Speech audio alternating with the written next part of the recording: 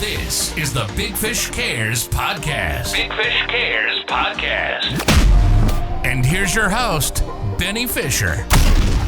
Got an exciting guest today. I got one of my friends in the contracting world, Doug Martin, who's actually from Akron, Ohio, which surprisingly enough is only right up the road from Canton, Ohio. Doug, welcome to your first podcast. Hey, what's going on, man? We were just talking in the green room before the big start, and I was like, "Is this your first podcast?" He's like, "Yeah." He's like, "But I've been on a radio show. Tell me about that experience." Yeah, so it was like a Christian AM radio show, and I don't remember exactly. Like I was part of this like sober house, like Christian sober house, transitional house thing that. Like we helped guys that came out of rehab and jail and stuff, like kind of get back on their feet.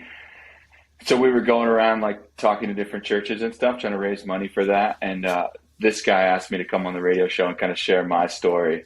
And I don't know, it was interesting. Like the one guy was mostly blind, and so when he would read, it was like he had the book like up to his face, like literally like up like that. And it was kind of weird. So. Yeah. I don't know, I mean, it was cool, I guess, at the time. Did any of your family or friends or anybody that you know actually listen to it and actually give you any feedback or be like, "Hey, man, I heard you on the radio"? No, I mean, I got a recording of it and shared it with I think, like, one of my friends, but that's about it. Nobody was like, "Oh, I heard you on the radio." How long ago was that? What's that? How long ago was that?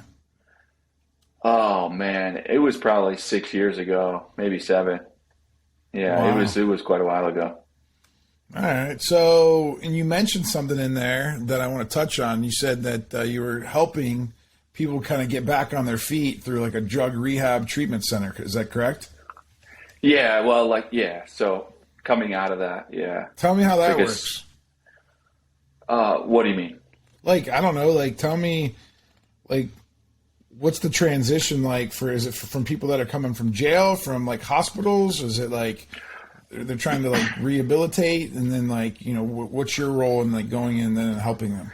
Yeah. So I'm not a part of the organization anymore, but what we did do was like we would go in and we like helped out and went in with the church into this rehab facility that was close to us. And we would go in and like do a church service and just kind of hang out. Sometimes we'd like do fun stuff or whatever. Then, like the guys that would be in there would come out of that. Or we had one guy that was just like in a bad living situation at home and like couldn't get away from drugs and stuff. So he came there, and basically we just like taught him how to like live. Cause in rehab, like it's easy. You're like protected. Everyone's for the most part sober in rehab. Like, but you go into real life. What do you mean for the most part?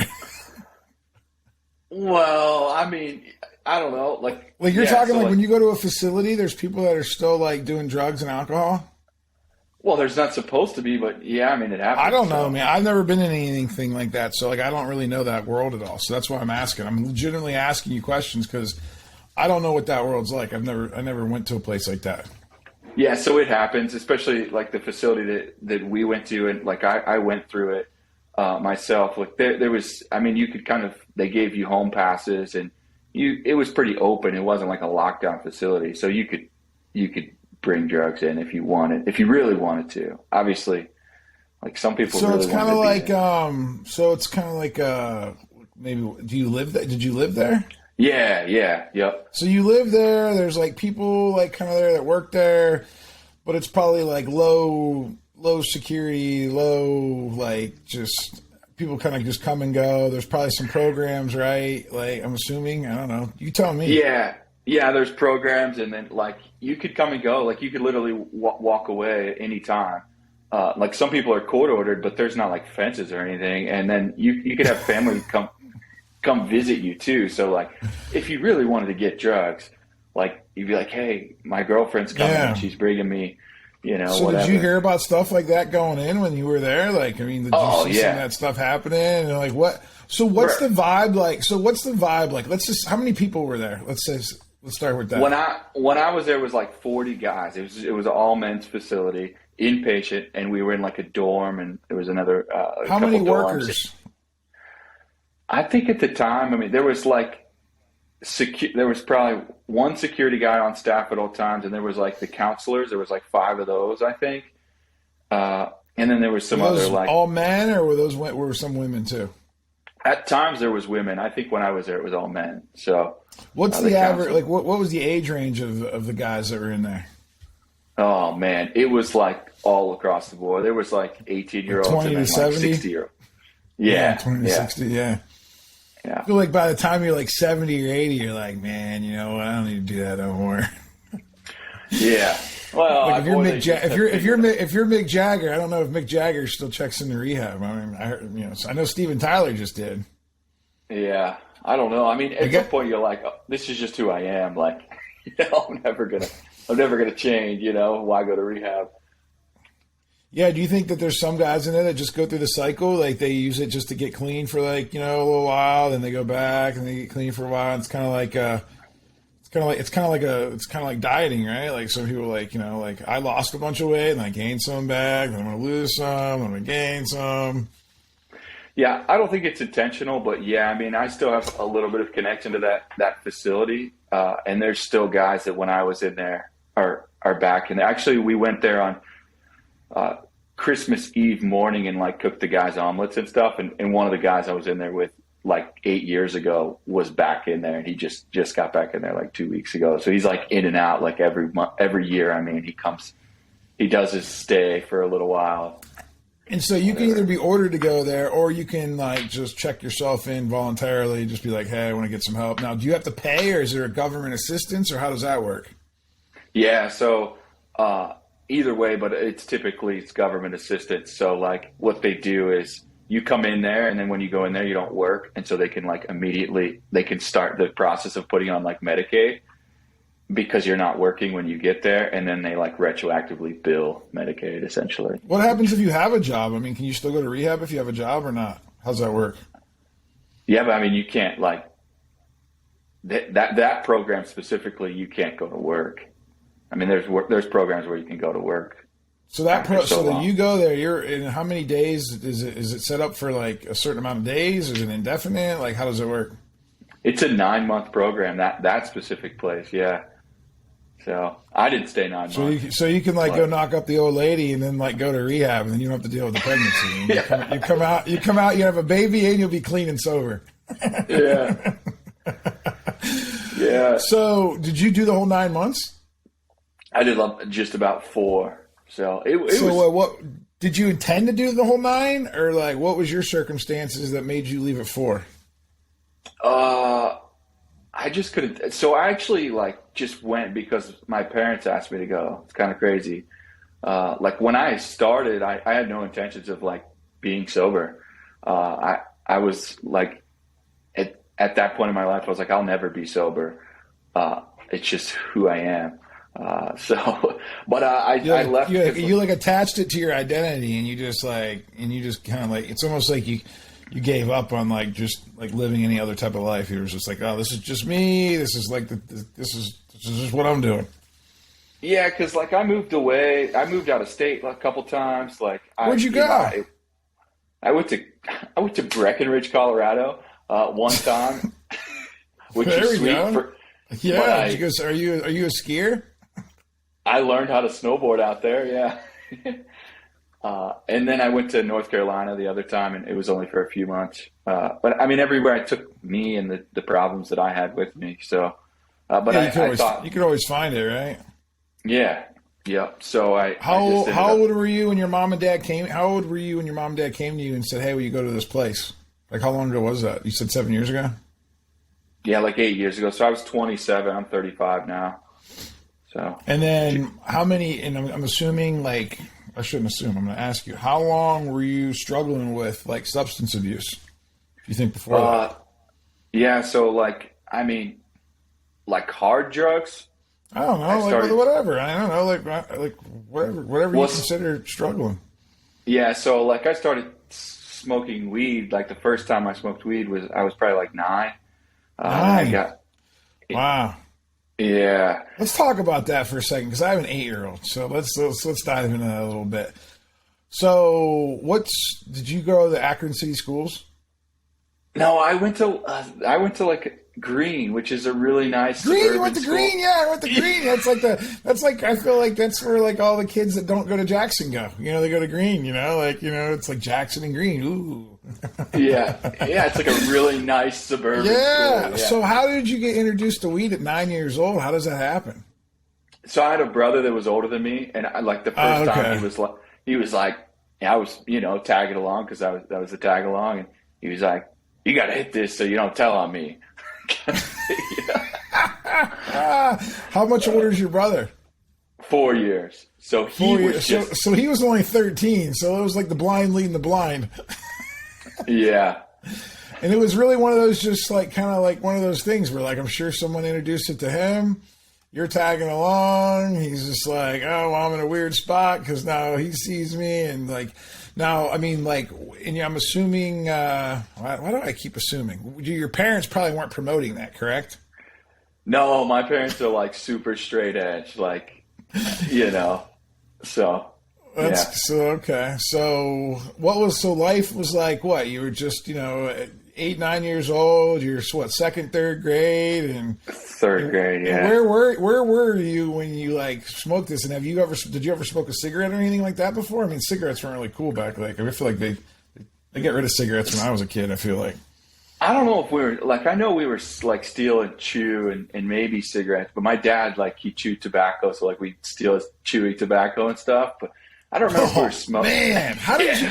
Wow. Oh, dude, I remember throwing up like one time for so much. It was so gross. Dude, I throw up smoking a cigarette, but I don't think I could ever put a dip in. I mean, like, my uncle did that for a little while, and I watched him, and then he would always try to, hey, you want some? I'm like, no way. They should put that stuff on everything in the world. Cause I don't understand how people get like, but everybody's got their own vices. I'm learning. So like, no one can, everyone likes what they like. It's like there's a target demographic for Copenhagen still, I feel like. It's so gross. It is. And then you got the big mouth wad and you're like, And then have you ever seen those documentaries or those talk shows where the people that have had like throat cancer for like 50 years and their face is all deformed and they're missing like 3/4 of their lip. Like half their face is like, having a stroke or something like that. I'm like, dude, like that stuff is like, yeah, I mean, I guess that's because you can see the exterior, what it does to your body. Everything else, is probably running the inside. So when you smoked that weed when you were 9, like, what was that like for you? I mean, you knew it was probably not the best idea, probably even at 9 or not? Yeah, I think so. In that particular time, like, I don't really remember getting high. I don't really remember too much about it. Like, when I got into it more, I was in like 6th grade, I think. Okay. When I really got into it, and like I remember getting high, and I freaked out, like I lost it.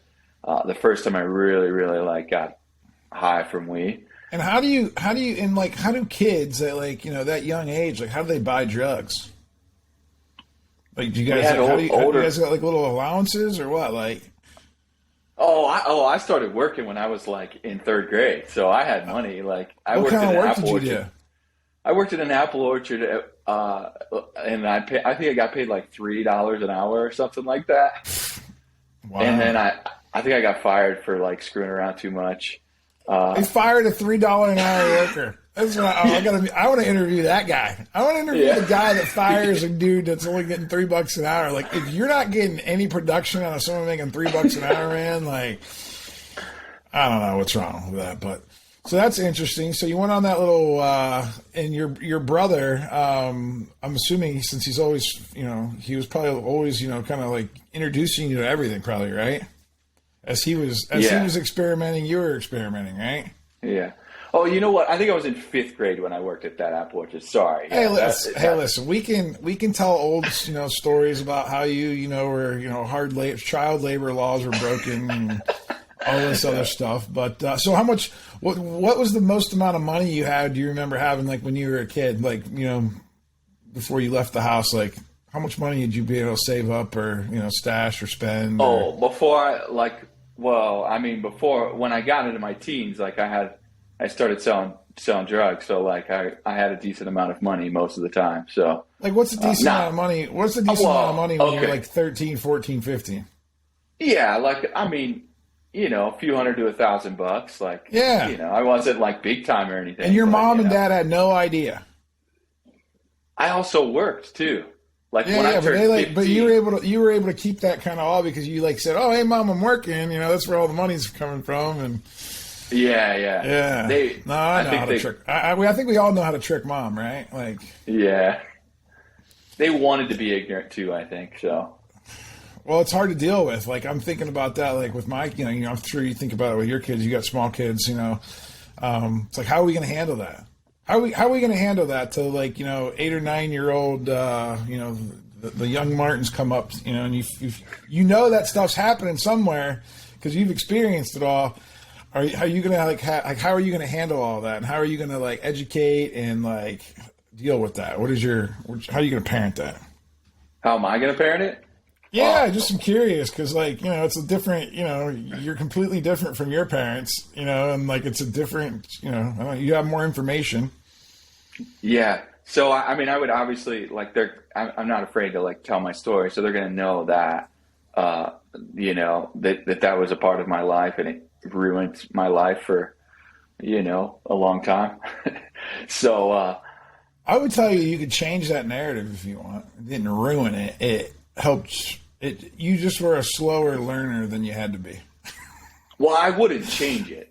Yeah. Like you did, but I mean, like when you say ruin, like, you know, I guess if you like would have stopped and like at your worst, lowest point in your life, and then like it never got better, I guess that would be ruined. I guess, but yeah. You just kind of what'd you gain?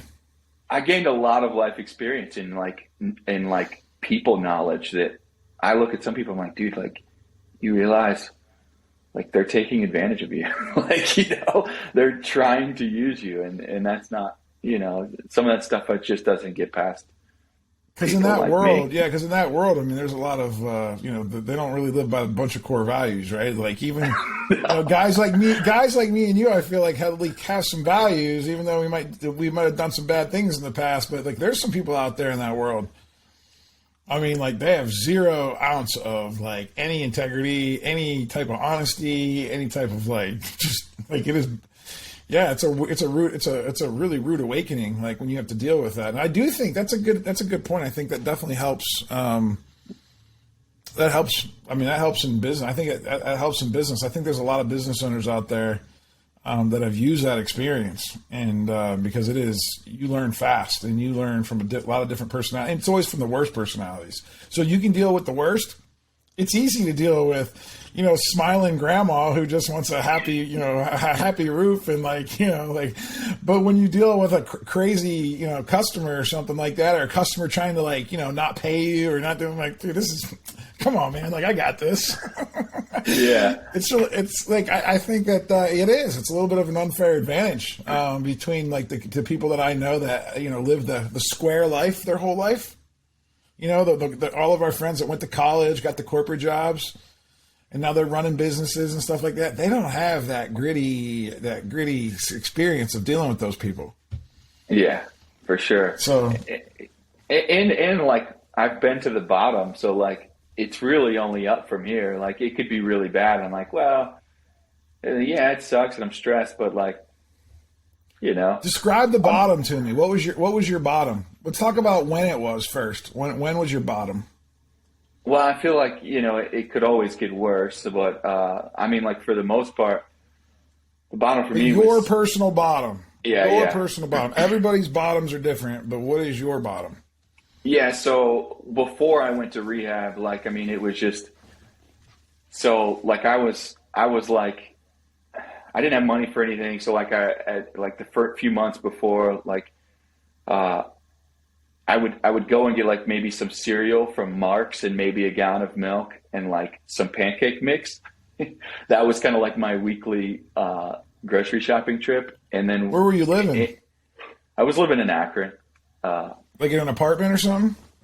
Yeah. So it's kind of funny. My dad's friend is a landlord, and he was like, hey, like I have this studio apartment. Nobody wants to live here. Basically. he's like, if you can just try to give me $200 a month. And I was like, okay, I'll try. And I like couldn't come up with the $200 a month. But I was roofing, and so like I could make some money, like shingling and stuff.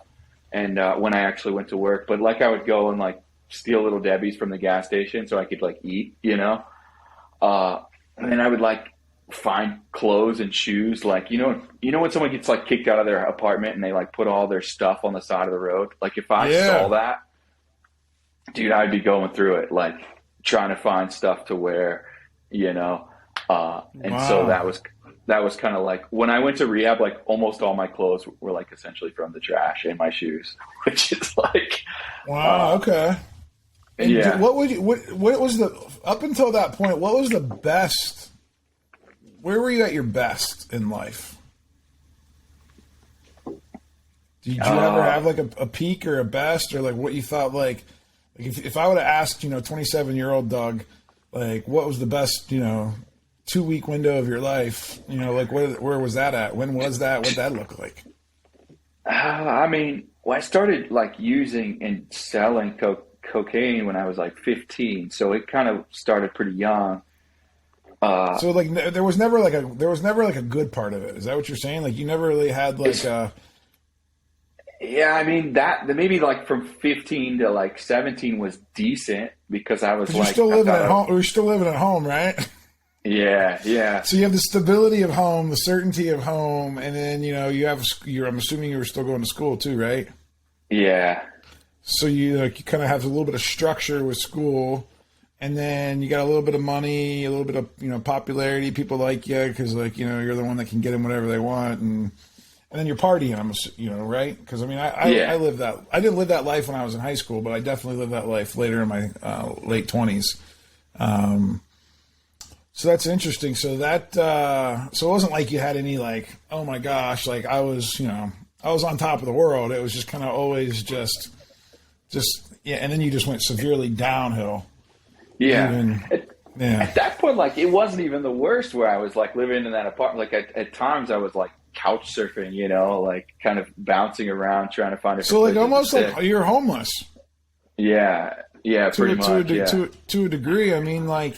You weren't paying an electric bill. Yeah. I never slept outside, like, unwillingly, All right. Well, to me, like, yeah, there's different degrees of homelessness, right? Like, you could, I lived in a van for a day or two, just slept in the front seat and then started sleeping on buddies' couches for like 3 months. So, because I got evicted from an apartment. So, I was homeless and I was too embarrassed to like call my mom and go back home. So, yeah. I mean, was I like out on the streets underneath the bridge with cardboard over my head? No. Yeah. But I mean, that's only because I was resourceful enough to I think it was summertime too. So, I was just, but I did have too much pride to like tell anybody else, other than a couple friends. But, so let's talk about that. Let's go back to that bottom again. So like stealing ho-hos from like, gas stations to eat, grabbing clothes from, piles of garbage out on the street. What else was life like? What'd you do all day? Like, I mean, if you weren't really working and you weren't, I'm assuming you weren't really that good at selling drugs then either, right? No. Yeah. I was terrible at it. Like, because I just did them all. So. But so you were a consumer. You just you tried to pretend like you were actually a drug dealer, but you're more of a consumer. At that point, I didn't even try to act like I was a drug dealer. Like I would middleman stuff and, be the middleman and like get some free drugs. Or like that was, if I didn't go to work, like that was my day. How am I going to, it was because I didn't go to work because I didn't have drugs. Cause like at that point, heroin was my drug of choice. And like, if you don't have it. So you went from coke. So you went from weed as a young teenager, and then you started doing coke in high school. Yeah. And then when did the heroin start? That was like 19 or 20. So it's kind of like it's kind of like an elevation, right? Yeah. It just keeps progressing. I mean, that's same thing. Somebody introduces it to you. You're like, hey, try this, man. This will make you feel different, right? Like. Yeah, I dated a girl. She was prescribed Percocets, and then it just kind of grew from there. And one day couldn't get any Oxycontin, and we were like, someone was like, we can get heroin, and that was that. You know. And like, what did you ever like? I mean, I know from my own experiences, like it never. Sometimes it temporarily feels good, you know, for a little while, but then that eventually just like wears off, and then like, you know, it's just a constant struggle. How'd that make you feel? Like what were you thinking inside? Like were you trying to figure out like what to do next, or like how to get out of that, or like what's that feeling like for people when they're stuck like that?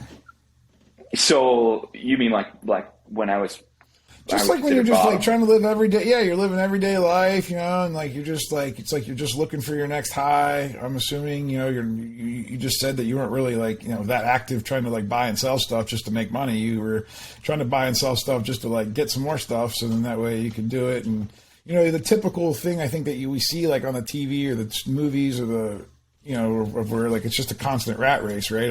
It's just a circle, right? Everybody's just kind of sitting around zombied, and as soon as you wake up, then it's like, oh, gotta go get some more, right? Yeah. And then it's like go back into the shadows, and you know, and it's just and then oh shoot, man, I gotta go get something to eat. All right, like walk down to the, you know, grab that. Did you always go to the same gas station, or did you go to different gas stations? Yeah, because I could walk to the one like right down the road. So I mean, like you better go there. You better go there and fill up all your vehicles there and give them as much business as you can. Yeah. Why don't you just want to write them a check for $1,000 one day and be like, here, this is for all the ho-hos that I took. Yeah. You know, I mean, like, because here's the thing. That's how you turn these like life stories into like these hard stories into like something that people can learn from. You know. And also people have a bad stigma out there. Like people that aren't familiar with this world, this what it's like to be, you know, either addicted to drugs or selling drugs. Like there's, they just don't know, right? Like it's, you know, it's hard to even talk to people about it because they're just, well, just don't do them. Just stop. Like, yeah, like that's your own fault, you know, like, you know, and it's like, and it really is hard to explain. It does get easier as time goes on, and as time passes, so that we have more, you know, you can kind of give more perspective on it.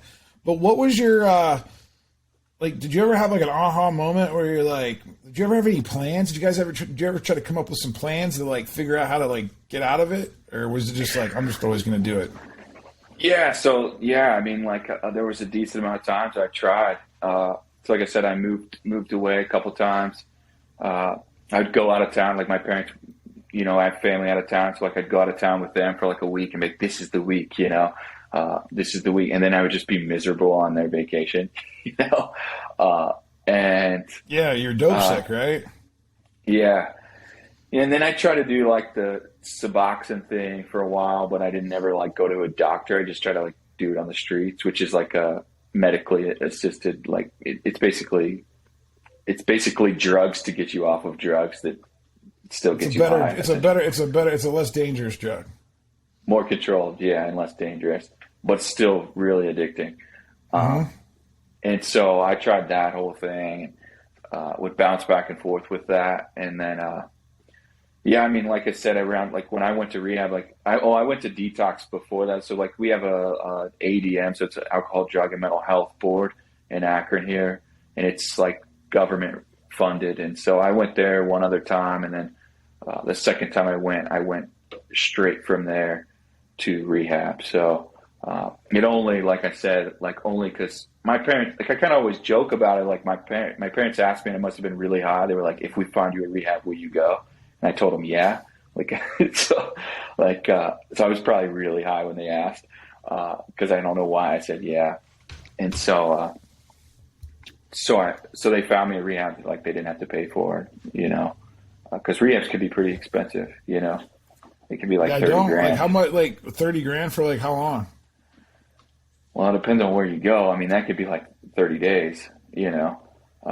But I don't think the typical person, I mean, 30 grand is going to be like 3 months to 6 months, something like that on a really nice, that'd be a really nice place. Yeah, and you're going there, and like they're kind of giving you things to do. They're like giving you some education. I'm assuming there's some type of. Do they give you any medical treatment while you're there to try to help stave off those cravings? Because I mean, a lot of people don't realize how physically addicting, especially like heroin and OxyContin, can be. You know, cocaine's not really the same. You know, cocaine's more of a mental drug to where like you feel like you just need to do it, but there's a physical addiction problem. I mean, like if you cold stop those types of drugs, I mean, you could actually hurt yourself. Yeah. I mean, you won't, from opiates, like you won't die, but you'll just feel like you'll want to die, but you won't die typically. Yeah. Like alcohol or like Xanax and stuff, you can actually die from the withdrawals. But yeah, I mean, you felt like, I mean, they did where I went, they offered medical, and they tried to put me on Suboxone there. And, I had to like fight with the doctor for a couple of minutes. Like, I'm not, you know, I've been down this road. Like I'm coming off of Suboxone and heroin right now. Like this is terrible. And I don't want to do this again in 9 months or in 3 years or be on it for the rest of my life. So, they try to do that to help with the withdrawals. Cause the withdrawals, like if for people that don't know, I mean, it feels like you have like a serious flu, like your whole body aches, like you have the flu, like, things are coming out. Like you have the flu. Yeah, you can't. Yeah, you're on the toilet constantly. You know, you go from like being constipated to having instant diarrhea all the time, right? Like, and it's like wild. I have never actually talked about my story on my own podcast because I'm always interviewing other people, but I feel like this is probably a good interlude because I'm sure they can tell. Like, I've had like, you know, a bout with, you know, prescription drugs, you know, OxyContin. I did a little bit of heroin back in the day, but a very little bit. I only ingested it. I never actually used the needle because I was always afraid of needles. But I do know that I could eventually have been to the point where that's the only choice, like to get high sometimes, you know what I mean? Like, especially in the streets. And when I was doing the pills, I actually... I think that's when they started mixing fentanyl in the pills, and I didn't actually know it. And that is the same type of, you know, sickness, right? To where like you have to keep doing it to even like, you know, I used to do it just to kind of like have fun, you know, or like, you know, zone out for like a little bit just to escape from life. But then it got to the point where like I had to do it just to like function. And it was really hard. And when you mentioned Suboxone, I remember being so like, because this wasn't that long ago. This was probably, for me, it was, let's see, 2017. 2017, I had an accidental overdose. And nobody knew except for my immediate family. I mean, nobody else knew except for my immediate family because I went to the hospital, obviously. And after that, I actually, you know, 6 months cold turkey, you know what I mean? It was miserable, but I did it. And then got back on track with life again, got back into the same, you know, thought I was good. All of a sudden, man, pressure mounts up, life happens. I'll just do a little bit. I'll just do, just want to, you know, and then I caught myself and I'm like, wow, I have an issue. Like, I have an issue. Like, I need to do something about this. But I was also then afraid to tell anybody. I was afraid to tell my family again. Oh, my gosh, I'm doing it again. Like, what? Like, you know. And for me, I did all the research on this. Like, I almost wanted to check myself in 30 days. I was going to go in January, right? Slow month in the roofing world, right? Like, I feel like I could get away in January and just tell everybody I was going on vacation for a month. And everybody would have believed it. And I was like, man, I really don't have to tell my mom, you know, and I was married at the time, and I don't really want to have to tell, you know, my wife, and it was just embarrassing.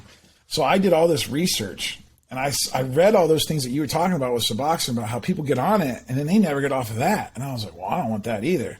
So, but I don't have a choice, man. Like, I was like, there's no, like the sickness of coming off is like, you can't even like that. You can't like people can't do anything. Well, yeah, and if you're around anybody, I mean, they're going to be like, hey, how can I help you? Like, do you need to go to the hospital? Like, I mean, it's bad. So what I did is I went to Vegas and I found a doctor out there because I was too afraid to go to the doctors in Pittsburgh because I was too embarrassed that somebody would see me.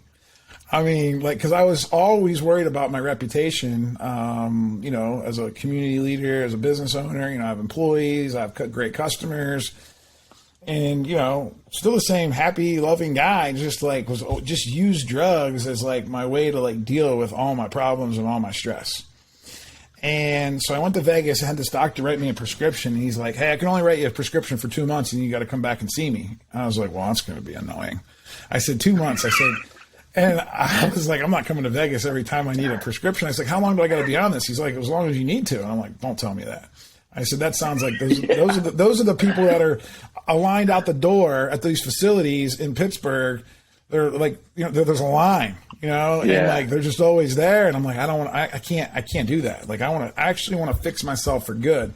And what I know now is that that's just the first temporary fix. You have to like then fix your, like, you know, your mind and your heart, and you have to figure out, you know, it's more of a mind thing. You know, it's more of a discipline, and find other things to do to solve those same types of problems, because we're all going to have problems in life, you know. But back to the Suboxone thing. So what I did, and they come in little strips. For anybody that doesn't know, they come in like little strips, and almost like a thin piece of gum, like a Listerine strip almost. It's like a little, like a Listerine strip. And I think this was 8 milligrams. And then what I did is I did math, and I'm like, all right, 2 months. He gave me 2 boxes. I was like, I want to go from 8. He prescribed me 8 milligrams, and I said, I want to go from 8 milligrams to 0 milligrams in 2 months.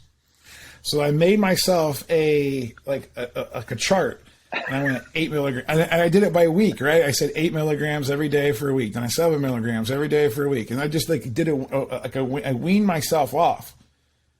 But like I had to put the plan down. I wrote a plan just like I'd write a sales plan, like in goals for my goals for like that, and I wrote it all down. And I remember being in my office. And the problem was these were 8 milligram strips, but when I got down to 4 milligrams was easy. You can just cut it in half. You know, even 2 milligrams, you can cut the half in half. Well, you get down to 1, and it starts to get hard to cut. So I had a utility knife, and I'm breaking them up into little, I'm taking this 8 strip and breaking them up into 8. So, but basically one strip that I was taking a whole day, I was now taking that whole strip in a week once I got down to 1. I've been there, bro. But I also read, I know, so I'm going to get it all out there. And we're going to get it all out here this episode. Because if we can help somebody to understand that this stuff happens, it's always happening in the shadows. Because everyone's afraid to talk about it because nobody knows who to talk to about it. Everybody's afraid of getting judged and stuff like that. Well, let me just tell you, those days are over. Come and talk to anybody about it, because at the end of the day, we just want to support you. But when I got down to that 1 milligram, I knew that I still had to go to at least a half, because I still knew that even once I go to 0 for that week, I'm still going to have light withdrawal symptoms. It's not going to be nearly as bad as what it was, but I'm still going to have to suck it up and endure pain for at least a week. But I did it all the way down to a half. I mean, I was getting scissors out. And I was and it's barely nothing. It's you put it under your tongue. It's you don't even know. It was almost a mental. I think half of it's mental. Yeah, I don't even know. I don't even know if there's actually I know there's stuff in there that's probably working, but I tell you what. I mean, I'm not saying that it's for everybody, but it worked for me, and I never did it again.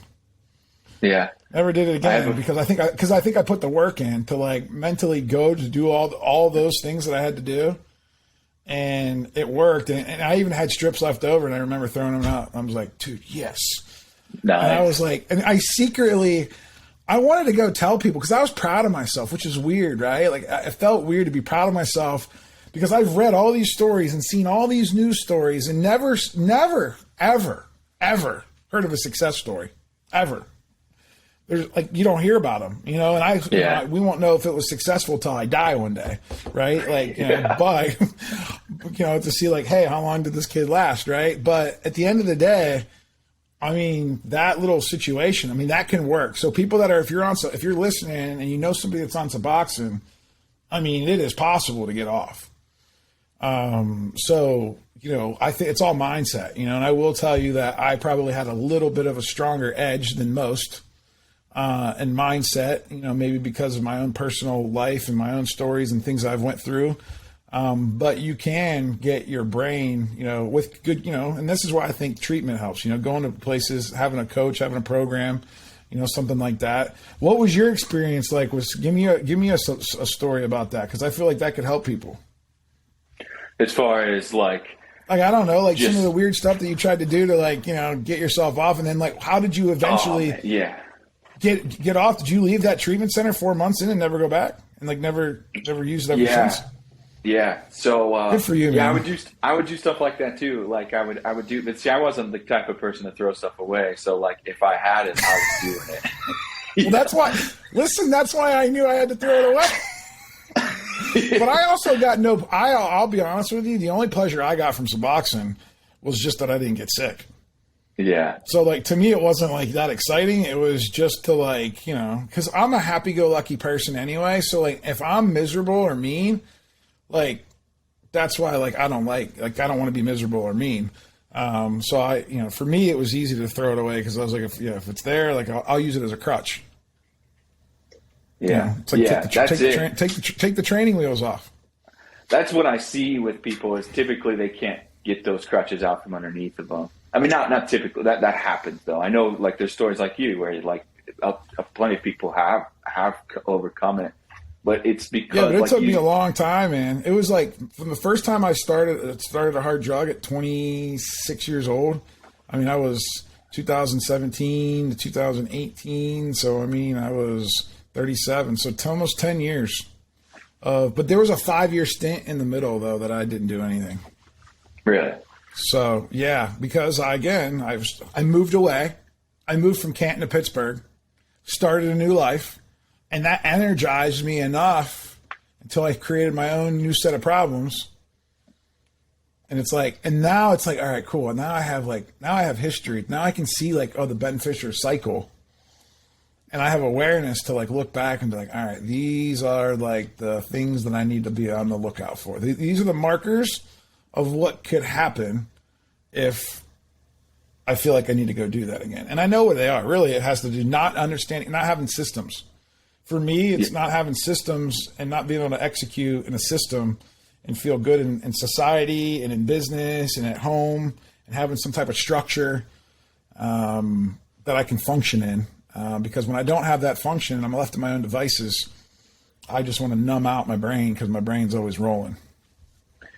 Yeah, absolutely. Yeah, I think for sure that's like the like you said, you had a upper hand because you knew like you could, like you have to look inside and like figure out like because it may be something you don't even remember from like trauma or just not dealing with emotions. Like that was one of my biggest problems is like I didn't know how to deal with emotions. Like I still probably, and then I had like all these things that when I was growing up. We all struggle with that.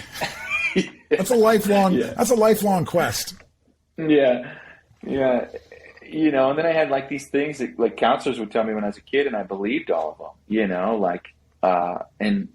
and some of them I just don't think they were completely accurate. Some of them were at times, but like, just that I was like this, antisocial and like, would get anxiety around people, that's real. I think, or at least I'm just living that out because I was told that and believed it. But I was like pretty suicidal when I was a kid. Well, for a long time. Wow. And would deal where do you think that came from? I would imagine it's probably like, I started using drugs. I was pretty young. So like, so your brain's developing. Yeah. That's why it's even like, they say kids don't do drugs, right? Like, cause at the end of the day, like it's hard to recover from that because like you're actually physically, you can't go back in time and redevelop yourself like physically. Yeah. Yeah. And you got all those hormones going and then you put drugs in the mix and it's like, bro, I just couldn't control it. I couldn't regulate. And, so there was a lot of spiritual. That's a lot for a kid. I mean, shoot, being a kid's hard enough without all that. Yeah. Yeah. And then you're in a whole nother lifestyle that's like, it can be rough, Can be. I mean, I don't see that. Like, I can't believe, I'm surprised. You are the anomaly to a story like that. Like, there's not too many kids that like start doing drugs at age, 8. Yeah. In Akron, Ohio, that can like go through some of the things that you went through, and then somehow, I don't know. Now you're an upstanding, member of society. You got a great business. You got a great family. you're figuring things out. It's almost like you're 8 again, like the 8 that you're supposed to be, right? And like getting to like enjoy life again, right? And like starting to like really appreciate these things, right? And then getting yourself around other people. Talk to me about that transition of like when you left rehab. Like, what did you decide to do? Because I mean, that's like your moment of truth. Yeah. So I'll start in rehab because there's some key things that really stick out to me that really I remember a lot. Because you're like relearning life. Like I was my whole adult life I was a drug addict. So 15 to 27, I was doing hard drugs. So like I didn't know how to live life without drugs at all. Or essentially, I mean, like, I functioned, I stayed alive. So like I knew how to do that part of it. But I remember like the first time in rehab, I laughed without drugs. And I was like, there's these two, I smoked cigarettes then. So we were out, like we called it the smoke shack. So there was like a little smoke area and there was these two guys out there and they were doing like AC/DC parodies, messing around. And it was yeah, where's the YouTube shorts for that? Where's the TikToks for that? Yeah. And the one guy, he's a really good musician. He's a good singer. But anyways, like I remember just cracking up, and I was like, I just laughed, and it was like one of those belly laughs, And it probably in reality, like it probably wasn't that funny, but I thought it was really funny. And I remember like after I got done laughing, it was like one of those like deep laughs, And I was like, that's the hardest I've laughed without drugs. Like I remember laughing that hard, like being high on mushrooms. You know what I mean? Like, just is there a drug that you didn't try? PCP. Yeah, I don't even know what that is. Yeah, I'm sure there's other ones, but I mean, for the most part. I want to know how the cocaine and heroin guy does mushrooms. Like, I feel like there's like that's a different. I guess because you're trying everything back in the day, right? Yeah. So all right, go back to rehab. I don't want to sidetrack on that. Let's go back. So like you're laughing. That's that moment, right? That moment in your life that you'll remember forever. Yeah. It's just a simple time that you're just laughing and like it's organic. Yeah. And I was like, okay, like that was like my first glimpse of like, okay, I can have fun. Like I can do this without drugs, because up until then, like everything revolved around drinking and drugs. And so I was like, okay. And then I went home on pass I think 2 times, and I got involved with a church. And they invited me over for some stuff like when I went home on like a break from rehab, essentially for holidays. Was Christmas, and it was Christmas. Yeah. And went to some friend's house, and like they were having fun and they were sober. They were like playing Nerf guns, and we were all adults like playing with Nerf guns. It was a lot of fun. Anyway, that sounds fun. That was another. Sounds like a new business idea. Nerf gun park. For adults. Yeah. And so that was pretty key. And then I like when I finally left rehab, and then they came in for New Year's and we played a bunch of games, and I didn't drink. Although, so to your point, someone in the rehab was like, hey, I got this bottle of liquor, and you want to drink with us on New Year's Eve? I'm like, dude, we're in rehab, bro. Like, I'm trying to do this thing. At that point I was pretty committed. So, it's like in the movies where you like the guys go to the meetings to get a new hookup. Yeah. Find a new connect. Go to rehab to find a new connect. Yeah. That unfortunately, that guy that offered me to drink with him, he died like not long after that. So wow. Yeah. Anyways, so I got out and like I just got really involved in going to like 12-step meetings and with my church and just learning how to live life. So I had a job before I went with my dad and another guy. They were like doing light remodels and flipping houses. So I went back with them and I was able to work. Like they were like, just come and work. Cause they kind of need somebody. And like, I knew a little bit, mostly I just painted. So I'd work like 20 hours a week. Like I remember working like 30 hours a week and I'm like, this was tough. When I first got out of rehab. Yeah. But I was I started running, like I quit smoking cigarettes too in rehab and started running. So I was doing that. I was going to the gym, but I mean, I had to I went back and moved back in with my parents when I left the rehab, just try to figure out how to like live life. Like I stayed sober. And I will say, like, there was a time that I, like, probably 3 months out of rehab that, like, I was sober, but I was miserable. Like, I was just, like, I was actually, like, ready to go. You didn't know what to do with yourself because, like, you didn't have healthy things to figure out what to do, you know, and you can only run so much, right? Like, I don't care what anybody says. Like, you know, sure, you can get addicted to something else, right? Like running and, you know, working, but like, you know, you have to have variety. I think like human beings have to have a little bit of variety, and you have to, I've learned this through a lot of therapy, like working with like people that are like really educated on this. Like you have to reprogram your brain on different activities, right? You have to stick to if you can stick to a calendar, that helps. If you can plot things out, right, and you're busy. So when 3 months when you were out 3 months and like you were going through those feelings, what did you do about it? Yeah, so like I said, I was ready to kill myself. Essentially, like I didn't get out of bed for a while, for like a few days. Didn't really do anything. Like you had suicidal thoughts? Yeah, but I was like, I'm not going to do the drugs because like I'm going to die anyway. Like I'm just going to bypass all that and just do it. You know, I didn't. Obviously, I'm here. I didn't try. Which man, you just ruined the surprise. Yeah, right. Spoiler alert. He's alive. Yeah. So what I did was like, there was a guy, I'm friends with him now still, but he came into the detox center I was in. So I went there twice, and the time when I was there, both times, the total, he came in 4 times, and he said some stuff that really stuck to me. One of the things when I was in there the last time that was kind of changing the whole trajectory of my life was he looked at me and he was like, Doug, you're an idiot. He's like, when are you going to quit trying to do it your own way? And so that was like a life-changing statement that happened. And there's a whole story. I don't want to get into it, but how I ended up in the rehab. Like I'll just say it. Like I made a decision. Let's get in there, man. What you can say here. Yeah. So like he said it to me, and it was in regards to them recommending me going to inpatient rehab at the detox center I was at. And I was like, I'm not going to do that. I don't need to do that. I don't want to do that. And he said that to me, like, when are you going to quit trying to do it your own way? And I was like, okay, that makes sense. Like I've tried to do the outpatient a couple times. I've tried doing this on my own. And I made a decision right there that I was willing to go do it. And I was walking to go tell the nurses that I was willing to do inpatient rehab. And they were about 50 to 100 feet away from me. I was walking to them, and a nurse like intercepted me as I was going to tell them I was willing to do inpatient. And she was like, are you Doug Martin? I was like, yeah. And she said, come with me.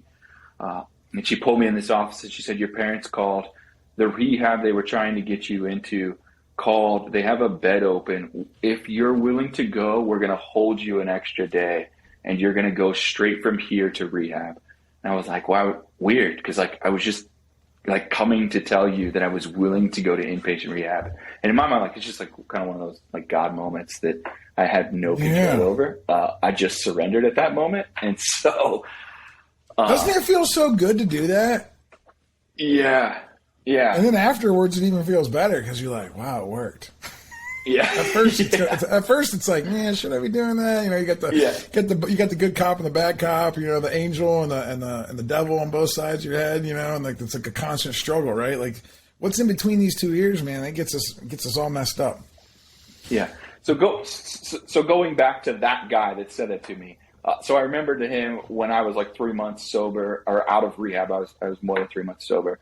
I remembered him, and I like kind of went and found him. I knew one of the meetings he hung out at, and so I found him. I may have even called him. I think I had his number, and he told me to come to this meeting. It was an all men's meeting, and that was kind of the beginning of me like getting real. Because at that point, I was like, to be honest with you, I was sober, but like I was still going to the bar, and like my friend was in a band and he was playing at bars, so like I was still going to the bar and like hanging out at the bar and like doing everything I did when I was like not sober. I was just doing it sober.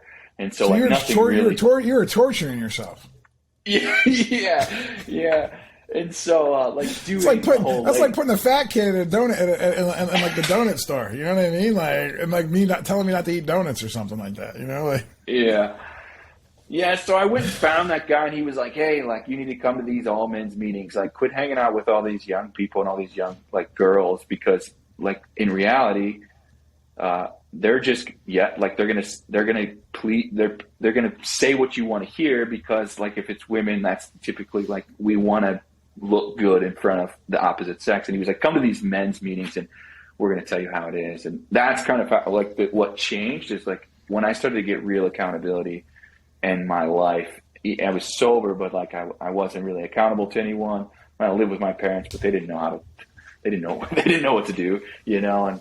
And, and so he, you know, they started like calling me out on my crap and just the really like the stupid stuff that I would do. And they would like, some of them were like older, like in their 60s men that like have life experience. Wisdom. Like lots of wisdom. Like we're going to have one day, you know, we're going to have like gray hair and we're going to be like leading men. And right now we're in this in-between stage because we're not sure where we're at. We're not sure if we can actually give wisdom yet because we haven't been out of it long enough. And, you know, we're still kind of experiencing life.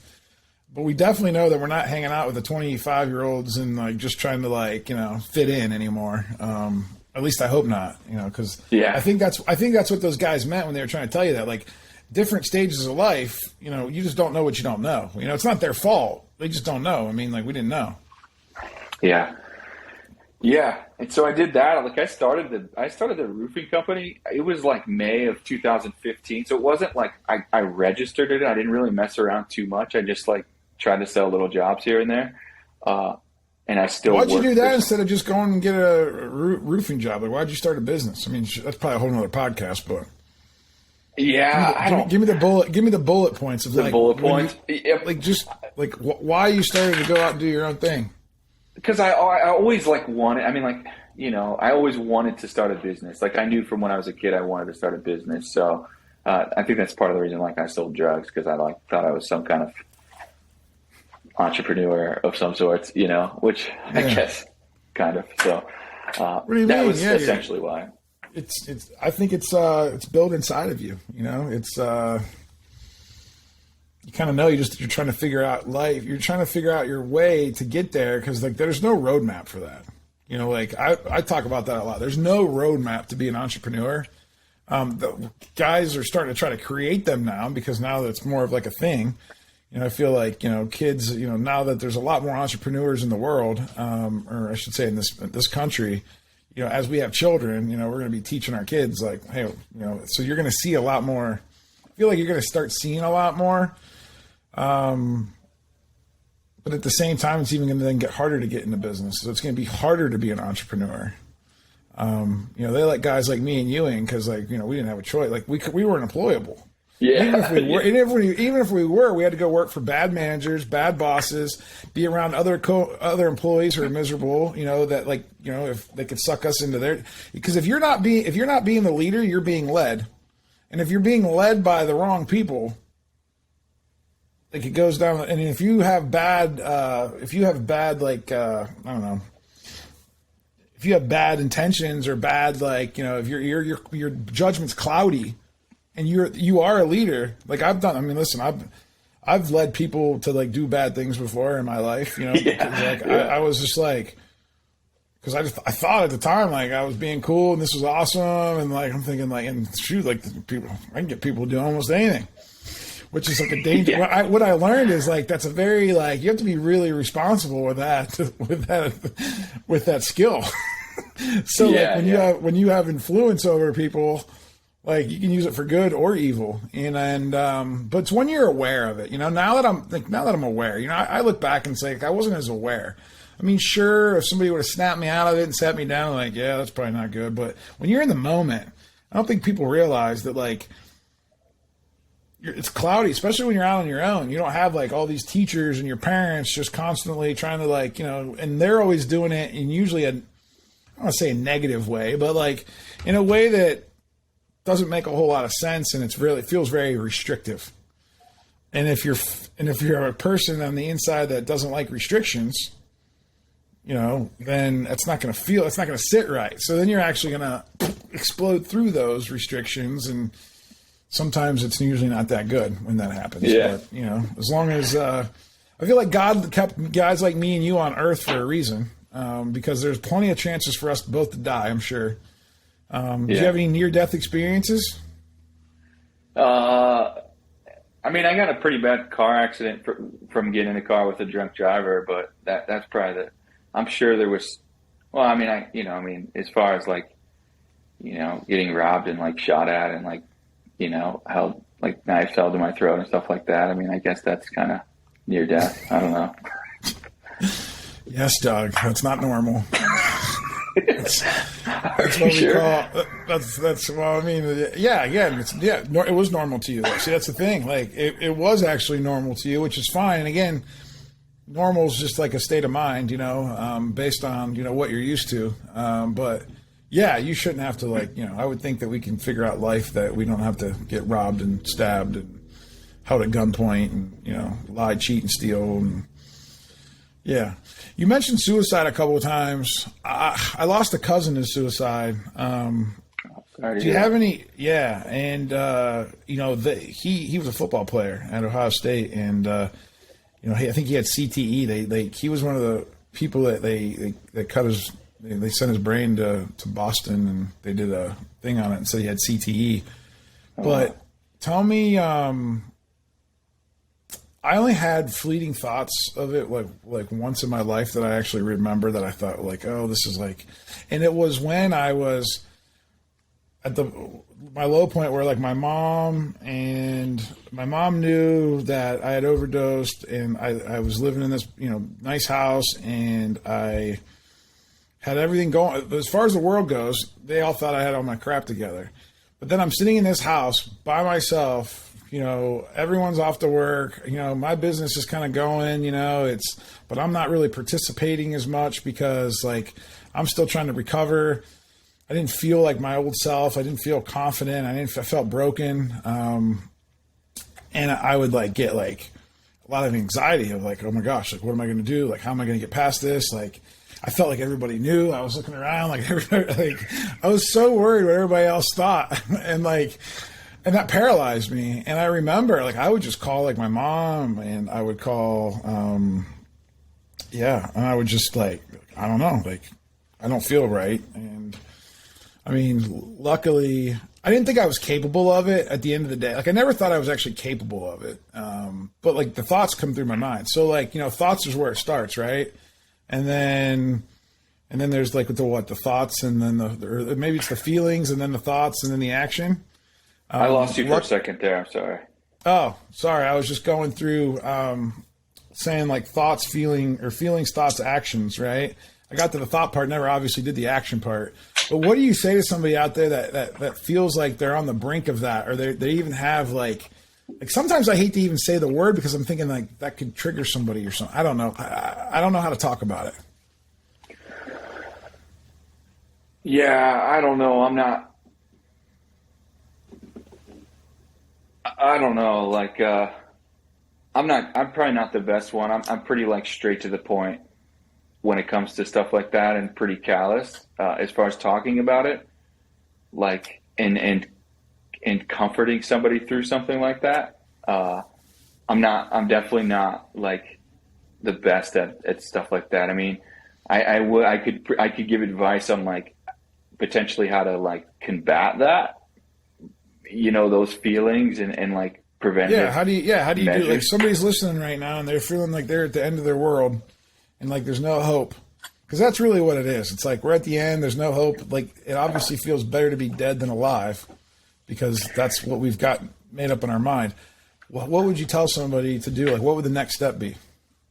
Yeah. So like, I mean, I think, you're probably looking inside already and you're not getting past, like, you got to go a little deeper because it's probably a little deeper than just like surface what keeps coming and the reoccurring, like the video that keeps playing in your mind that kind of makes you feel like depressed or suicidal and stuff like that. It's probably deeper than that. It's probably a trigger emotion that's causing you to think about this reoccurring thoughts of whatever it is. And so I would like a few things I would say is like, just change it up. Like for me, like if you just change the scenario or change the scenery, like sometimes it helps. Like, but what I mean, like some of it is a little bit more long-term, but like what you put in your body matters so much. Like what you eat, like what you're watching, what you're listening to, and who you're around, like it affects your brain so much. It's like really it's like it affects your mind so much. And if you could just like, I know for me now, like if I'm feeling really, really crappy, like if I just go exercise, like it changes my whole day. And it's almost like I use it as a crutch to like, if I have a really crappy day, I'm like, I'm just going to go run. I did it last week. I was like, I'm just going to go, like I had a really, really crappy day. Don't you run, are you the guy you've run a marathon, right? Yeah, I ran a marathon. Yeah. The first one was freaking overachiever. Yeah. That's awesome though, man. There's not that many people that can say they ran a marathon. I know a guy, one of the guys on my editing team that edits some of my reels together. He ran 50 marathons this year. That's a lot. Like that's a whole nother level, right? Like I think it's impressive that you ran one marathon like this year. This dude ran 50. Like that's a whole nother level, right? That's like one a week, man. That's so much. Yeah. Well, he was trying to do one a week, and he got a little injured right at the end, and he could only get to 50. And he just said, you know what? Like, my goal was 52, but I said, do you know how many people in the world? Do you know how many people in the world? First of all, I'd say less than 1% of the population has even run a marathon in their entire lifetime. Way less than 1%. And then out of those people that have run one marathon, like there's most of them that never run another one. They just do it because they want to do it, and then they move on to something else because it's freaking hard. And then but then there are these like freak out athletes out there. These people that like just have this like burning desire. I mean, it's an addiction. Come on, let's call it what it is. Like it's there's good. I guess there's better addictions. Maybe it releases similar chemicals that drugs do. Well, and then even the in between, like the rush of like, hey, I'm prepping for it, I'm practicing for it. Like it's always on your mind, right? Like keeping it. It's got the same patterns of everything else I've ever went through in life with different problems. But I think it's trying to find those healthy things, and through therapy, I've kind of realized that like you're probably if you can control your mind, if you can get your mind under control, and you can meditate, and you can really like be present. And you can kind of combat some of that, even the good healthy addictions, like, the people that are like workout nuts, like they probably still need to work out through some stuff in their mind, because like they're not as balanced, right? But like I also don't think you have to be balanced. I think it's people need to like do what works for them. I don't know if balance is a real thing. Yeah, I don't think balance is a real thing, but I think it's a cool buzzword everybody likes to use. It is. Like, they can sell courses and coaching and like because everyone's trying to achieve it, right? But like no one can ever get it. So it's like that. It's like that air that's out there that like everyone's just trying to grab, but like there's no such thing as balance. Not in a human. I mean that's not possible. There's too many things going on in the ecosystem of a human life for anything to be perfectly balanced. The way our brain wants to control it, because you said something earlier. I was doing it the Doug way, and it wasn't working. Well, yeah, that's the human way. There's no we crave balance, but there's no balance. Yeah. You okay with that? You okay with not having balance? More recently, I've understood that there's no there won't ever be. So yeah, I am. Are you? Yeah. How do you feel about it? Oh yeah, I just get tired of explaining it to people that don't get it. Like me and you, like we're gonna be like, yeah, get it, man, like all good. But like it's hard to explain that to like your family, some of your friends maybe. But like I only actually have friends now that actually understand it. So like I don't really have a ton of friends anymore. So because I get like I don't know, it's hard to talk to people sometimes. That just aren't willing to open to listen to really like, all the journey, right? Because we, guys like me and you, we put a lot of work in to get to this point. And we're just getting started. Like that's the cool thing. Like we're literally, I feel like just getting started. It's like we were 8 years old when we figured out, oh man, I gotta like, not really 8 years old, but like, I felt like I was 8 years old when I was like, oh man, I got to restart on life. All right. And now I'm getting into my high school years. I can't wait till I can get I'll be 50 years old by the time I get my, my MBA of life, and then I'll have the next 10 or 15 years to really enjoy that. And then I'm going to spend the last 15 years of my life trying to like just pass down. I'll be like that old guy in the circle, just passing down the wisdom. And because right now I'm on a quest. I'm like, and that's why I do this podcast. I think I'm really trying to understand, everyone else's story and how, then like I know my story obviously really well, and I'm just trying to look for patterns and different things about humans so I can learn how to, how to best help somebody when they need help, because like, that's all I wanted. I didn't know that I wanted help, but I was asking for help in all the wrong places. Yeah. So yeah, I appreciate you being here. Yeah. Thanks for having me. I was going to ask you, like, you, how long have you been going to therapy for? So I started, well, when I was married the first time, when I went through all that, I was like, all right, we need like, couples that, I was trying to go through that, and I did learn some things at that session, but I was, doing it almost because like I kind of had to, and I didn't fully appreciate it as much as I should have, like dove in, asked better questions. But the more mature that I get and the more that I learn, I know how to ask better questions to my therapist, and now I can get this conversation rolling. So for the last 2 years, I've been I re-engaged in therapy, and I actually do couples therapy with my fiance Brittany. We've been doing that pretty much ever since we met, because I told her, I said, listen, I'm a messed up individual. I said, I know that it affects my really, really close relationship, like, like the person that lives with me, because like I am a complicated human being that is still trying to figure life out. And I'm not this big, old, strong, burly entrepreneur that you probably see on the outside, like, but you're going to get to see everything. And I said, like, I want to make sure that, like, you understand that. And I want to make sure that we can still communicate, because, like, it's not all fantasy world, and I want to make sure that my communication gets better, right? Because I learn a lot, like, about men and women, like, that it's true. Like, we have different, we shut down. Like, we don't want to talk about our problems and our feelings, like, a lot of times women, that's all they want to talk about is their feelings. And so there's this disconnect, right? And then once the communication breaks down, then that relationships breaks down. If that's your anchor, if like, that's like the one person that you can count on to, like, just be real with and authentic all the time, which I'm learning now, I'm authentic and real with everyone now, because it's a way better life, like way better. Like this conversation, I feel alive. Because it's like, I'm not afraid to talk about it anymore. I haven't talked about it a lot, but I feel like these little things will start to, to come up. People will start asking us more questions.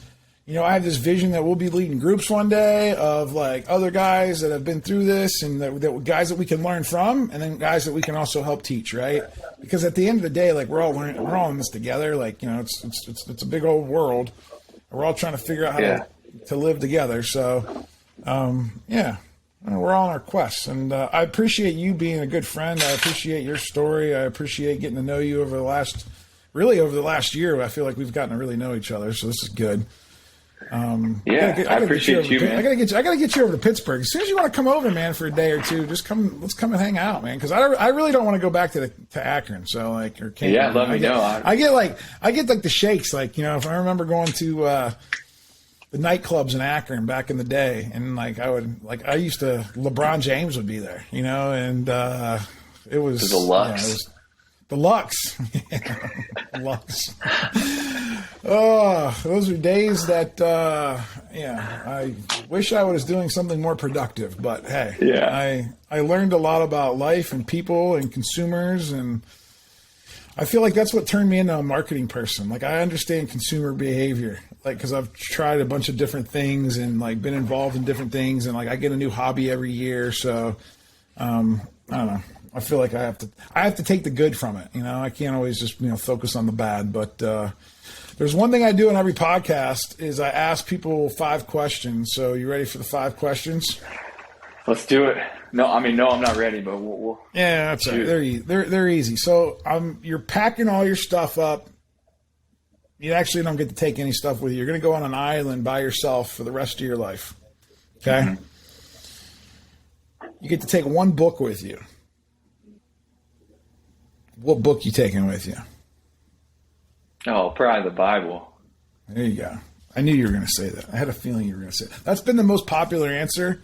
Of course, I'd say about, I don't have the exact stats, I'd say about 40% of people say the Bible. So it's very good. What movie are you taking with you? That's a good question. Movie, man. You know what movie I've always really liked is Fight Club. So maybe Fight Club. All right. And then you can have a restaurant there, so that way, you have a place to eat. Now, it could be somewhere famous. It could be somewhere in your backyard, somewhere in Akron, Ohio. What restaurant are you going to put on that island?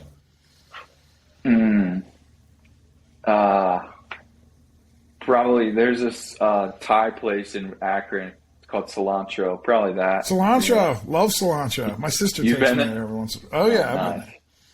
Dude, my mom and dad live in like right on the border of North Canton and Canton, so I don't go to Akron that much, but I'm in Ohio 5-6 times a year.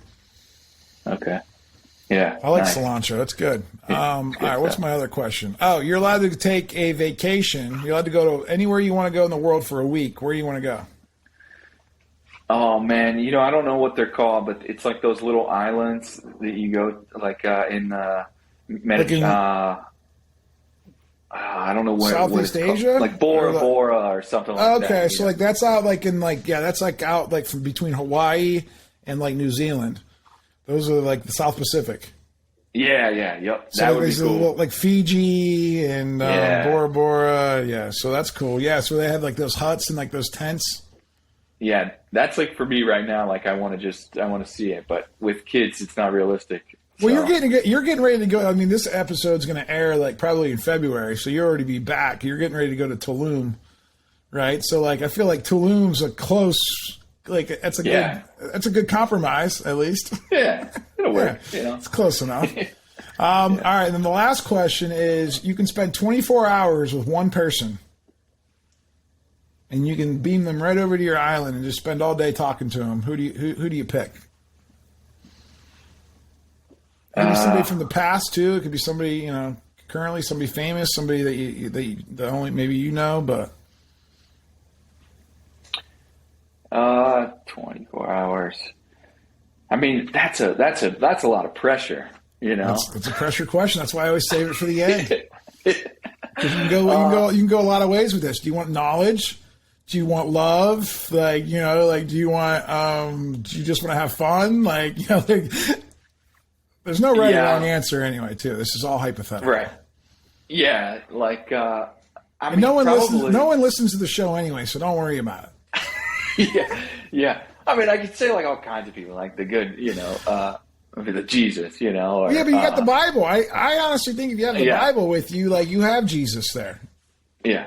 I would I don't know, probably someone like Rockefeller or something like that. Yeah, that's what I mean. So who's your guy like that? So if you're trying to get some knowledge and stuff like that, some wisdom and knowledge, is Rockefeller your guy? It would probably be.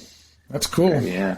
Well, listen, this has been a great episode. Went a little bit longer, but I hope the people at home listening got some value out of that. If you have any questions about some of the things that me and Doug covered today, addiction and, drugs, alcohol, any of those types of things, if they're holding you back in life and you have questions, I know me or Doug would definitely be glad to talk to you about it and see if there's anything that we can do to kind of make you, give you a little bit of hope, and a little bit of a plan on how you can kind of readjust your life. I know we've been through some things in our life, and every situation's different.